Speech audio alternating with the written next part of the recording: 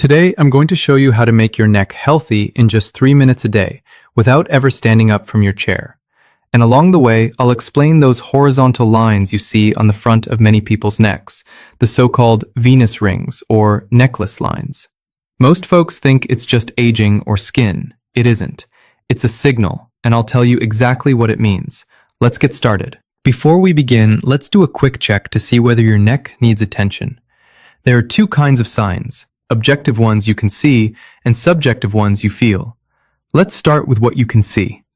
Test number 1, the side view. Ask someone to take a photo of you from the side, or just prop up your phone and record yourself.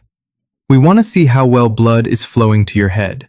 Sit the way you normally sit, and turn so the camera is on your side.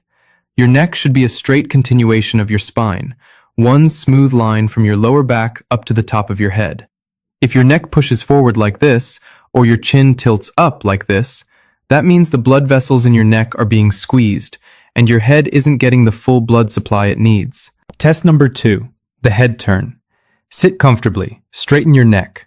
Now slowly turn your head along with your eyes, first to the right, slow and steady, then to the left. In a healthy neck, your head should turn a full 90 degrees in each direction, with no discomfort, no pain, no strain in your eyes. If you feel any of that, pain, stiffness, or pressure behind your eyes when you turn, that's a sign your neck needs work. Now let's talk about the subjective signs, the ones you feel. These are often caused by the neck, but most people never connect the dots. First, anything involving the head: headaches, dizziness, a stuffy nose, chronic sinus issues, blood pressure that jumps up and down for no clear reason, ringing or fullness in the ears. All of these, and many more, can be telling you that something's off in your neck. And here's the part that surprises most people. Your neck isn't just the part of your body that holds up your head. It's a corridor. Blood vessels to your brain run through it. Nerves to your arms run through it. Nerves to your face run through it. And when that corridor gets squeezed, problems show up in places you'd never expect. Think about it.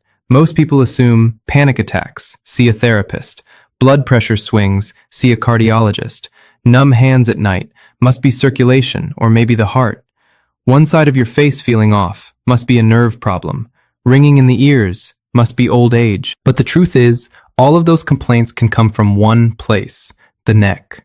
Squeezed blood vessels mean your brain isn't getting enough blood, and that leads to dizziness, blood pressure swings, anxiety, even panic attacks. Pinched nerves coming out of the neck cause numbness in the hands, weakness in the grip, and that strange off feeling in the face. One cause, a whole list of problems. And very few people know this. A person spends years going from doctor to doctor, treating each complaint separately, and never realizes the root is right here, in the neck. So stay with me to the end of this video. I'll show you how just 3 minutes a day, at home, at work, in your car, or anywhere else, can help you build a healthier neck and a healthier body. I'm going to walk you through 4 exercises.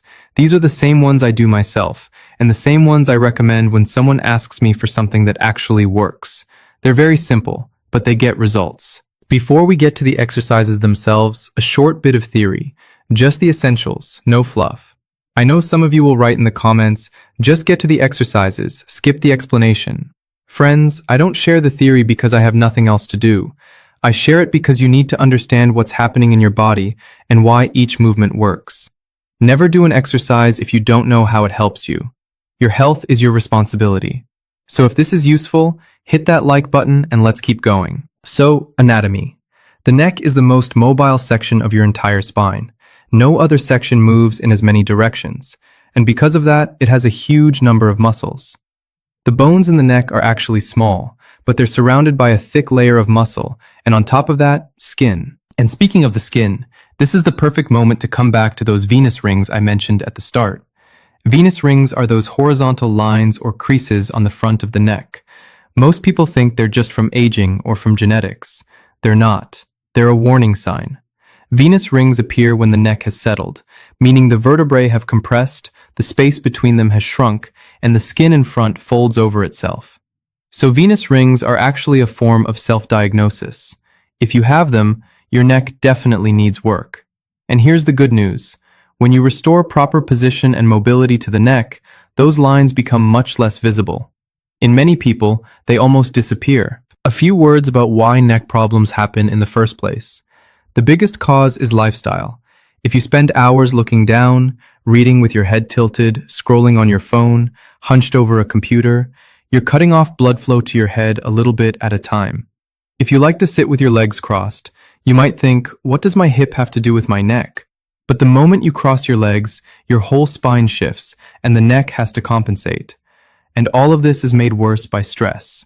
When we hold these bad positions while also feeling tense, the muscles stay locked up for hours at a time. And here's the most important point. If you're in your 40s, 50s, or 60s and you think you're fine, that's wishful thinking. Your quality of life is already lower than it could be. Your mind is foggier than it should be. And strokes never happen out of nowhere. A person prepares the ground for a stroke over many years. For some, it happens earlier, for some later. It depends on what triggers it. So the key is to make sure you don't have weak links in your body. That's exactly what these exercises will help you build. Exercise number 1, shoulder warm-up. The first exercise is for restoring mobility in your shoulder joints. Spread your arms out to the sides. Feel that everything's in order. Now turn your right palm up to face the ceiling. At the same time, turn your head to the right and look at that palm. Keep your neck straight. Now smoothly turn the right palm down, turn the left palm up, and turn your head to the left to look at the left palm. Repeat this 10 times to each side. Slow and steady. One side, then the other. We're not rushing, we're just gently warming up the shoulders. In the beginning, this can feel hard, especially if you haven't been lifting your arms much lately. They'll want to fight you. If that's the case, just lower your arms a bit. The exercise still works. You're still looking right, looking left, palm, head, palm, head. 10 times each side. When you finish, you'll feel your shoulders getting warmer and your head feeling a bit clearer. The load has shifted into the shoulder girdle, exactly where we want it. Important. Do not rush. Don't try to fix everything in one session. Don't strain your muscles. If you haven't been able to turn your head properly for 10 years, you're not going to fix that in 3 minutes today. It doesn't work that way. Your muscles need time to adjust. So everything we do is slow, careful, and steady. That's the only path that actually works. Exercise number 2, opening the chest. The second exercise is for restoring mobility in your chest. We want your rib cage to move independently from your neck. It shouldn't be locked up like one solid block. The chest needs to be free. The shoulders are warm now. Now the chest. Raise your right hand straight up overhead. Place your left hand out in front of you. On the exhale, rotate. The right hand reaches across to the left hand reaches across to the right. You're twisting the chest itself. The ribs should start to slide and shift against each other. Then switch sides. Left hand up, right hand in front. Exhale and rotate the other way. 10 times in each direction, slowly. If you can't lift your arm all the way up, go as high as you can, but each time, try to reach a little higher. That's how mobility comes back. Don't force anything. Don't yank. It's very common to find that twisting in one direction feels easier than the other. That's normal. After a few repetitions, it usually evens out. 10 times each side is plenty. If 10 feels like too many, do 5. That works too. Exercise number 3, the scalene muscles. Now we move directly to the neck. Here, we're going to work on the scalene muscles, fairly deep muscles that run along both sides of the neck. They're the ones that most often press against the blood vessels. There are 3 of them on each side, and we need to work through all 3. Take your 2 index fingers, or even your whole right palm. Press them into the scalene muscles, right here on the side of the neck. You can even press partly into the trapezius. That's fine. Hold them firmly in place. Now, slowly turn your head in the opposite direction, away from the hand.